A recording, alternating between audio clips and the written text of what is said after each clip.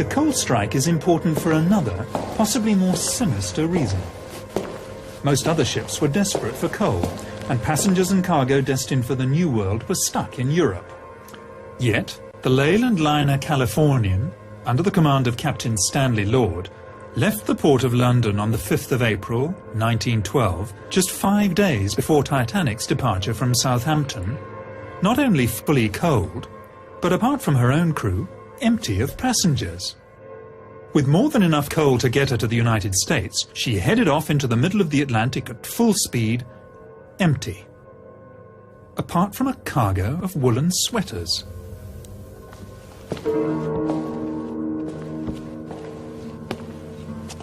Over 50, mostly first-class passengers, cancelled their passages on the Titanic at the last minute.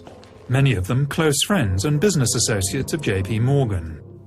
Morgan himself cancelled his passage at the 11th hour, despite having the best suite on the ship, claiming illness. 2 days after the sinking, an American reporter found him in perfect health at the French resort of Aix-les-Bains, with his mistress. Morgan also had several valuable bronze statues, which he was planning to import to the United States, taken off the Titanic an hour before she sailed. Could Morgan have known the fate of the Titanic fully 4 days before the disaster? Florence Ismay, wife of J. Bruce Ismay, also turned down the opportunity of taking the maiden voyage on the world's most luxurious liner, preferring instead to take their children on a motoring holiday, after first claiming ill health. Now there is one thing that sailors fear above all else, and that is fire at sea. And yet when Titanic cast off from Southampton, there was a fire smouldering in number 10 coal bunker.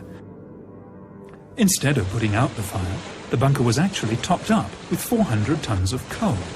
Captain Smith knew it, the ship's officers and chief engineer knew it, as did those who worked half-heartedly to put it out.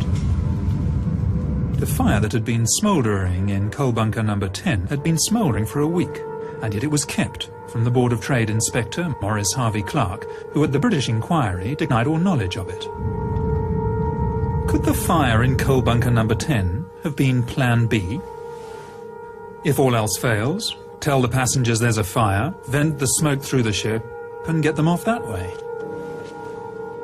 Captain Stanley Lord and the Californian had left the port of London in a great hurry, ostensibly bound for Boston.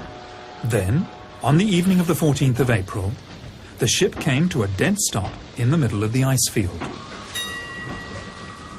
Strangely, Captain Lord, 6 foot tall, elected to sleep that night fully clothed on a 5.5-foot couch in the chart room, rather than in his cabin. He also ordered her boilers to be kept fired up and her engines on standby. Why? Was he expecting some sort of emergency that might mean a last-minute dash into the night? That evening, the Titanic received 6 radio messages. The first 3 were from other ships, giving the location of icebergs. The other 3 were from the Californian, more concerned with giving her own position, stopped for the night. Those 3 were personally addressed to Captain Smith. It's almost as if Captain Lord was letting Smith know that the Californian was ready and waiting. Captain Smith had delayed turning the corner on the outward southern track. He ordered the turn to the west 10 miles further south than the normal turning point. This was certainly not as an evasive measure to avoid the ice field, but one designed to take him directly into it. He must have known this. Tragically, Captain Lord failed to keep his radio operator awake. Even so, the Californian's last message to the Titanic never got there. The Titanic's radio operators were too busy with passengers' messages.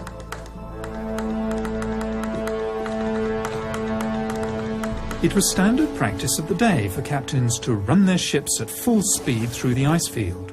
Any object large enough to damage an iron steamship would be seen in plenty of time to avoid it. Other ships in the vicinity cruised on at full speed on that night, so in that respect Captain Smith was by no means unique. So why, then, was the Californian stopped? Had she reached her destination, and was she now waiting? Sometime before 11 p.m, lookouts Fred Fleet and Reginald Lee came on watch and climbed to the crow's nest. Captain Smith retired for the night, but coincidentally, like Stanley Lord, he also chose to rest fully clothed, not in his own cabin, but in the chart room behind the bridge, almost as if he expected to be called back to the bridge at any moment. It was very cold outside, and few, if any, passengers would have been on deck. First Officer Murdoch was standing on the open part of the starboard side of the bridge when he saw the iceberg about 800 yards ahead. He ordered the ship turned to port and, inexplicably, engines full astern. By reversing the engines, Murdoch was actually increasing the risk of collision, something he must have known. Maybe Murdoch, hand-picked by Captain Smith, was deciding to give the iceberg a nudge anyway. Given that the turning circle of the Titanic was 1,280 yards and the stopping distance 850 yards, Titanic should have been able to avoid the iceberg with the greatest of ease, even allowing for a slight delay while orders were given and the wheel turned the ship to port. So why didn't it? Second Officer Lightoller told the inquiry that before going off duty for the night, he would have been easily able to see an iceberg from 1.5 miles, more probably 2 miles away. He also said that the iceberg would have been just as visible from the bridge as from the crow's nest. Plenty of time to turn and avoid it then. In an emergency such as this, it was never a good idea to turn your broadside to danger. Even if Titanic had rammed the iceberg head-on, it would have stayed afloat. Although up to 250 crewmen would have been killed while they slept in their bunks in the bow. Apart from those on the bridge, and of course those in the forward boiler rooms, the glancing blow with the iceberg would have passed virtually unnoticed. The vibration felt by some of the passengers was almost certainly that caused by the reversing of the engines, and by the time anyone noticed what had happened, the iceberg had slipped away into the night. Captain Smith was on the bridge in a matter of seconds, but instead of a general call to stations, his officers acted as though there were no emergency at all. Second Officer Lightoller, awakened by the sound of steam letting off, claims to have stayed in his cabin until another officer came to get him. His evidence later, to the effect that he had stayed there because he was off duty and thought he should stay where he would expect to be found, simply does not ring true. The bridge was only a few seconds' walk from his cabin in the officers' quarters, and he should have gone straight there at the first hint of trouble. So why didn't he? A few passengers came out of their cabins to see why the engines had stopped, but for the first 40 minutes after the collision there was really no sense of danger at all. One can understand this frame of mind on the part of the passengers, even on the part of the crew. Except for those who were dousing the fires in boiler rooms 5 and 6. After all, they thought they were on an unsinkable ship. But for the captain and the officers, who were in full possession of the facts, there is really no excuse. They did it because they expected to be rescued. It was 35 minutes before the first distress signal was sent. 35 minutes before the first radio emergency, CQD, was sent. 45 minutes before starting the pumps. 45 minutes before starting to prepare the lifeboats. And a full hour and 25 minutes before the first one was launched. Only 6 crew members were on watch at the time Titanic struck the iceberg. First Officer Murdoch and Sixth Officer Moody were later drowned. Of the surviving crew members, Quartermaster Alfred Oliver was aft of the bridge at the time and saw nothing.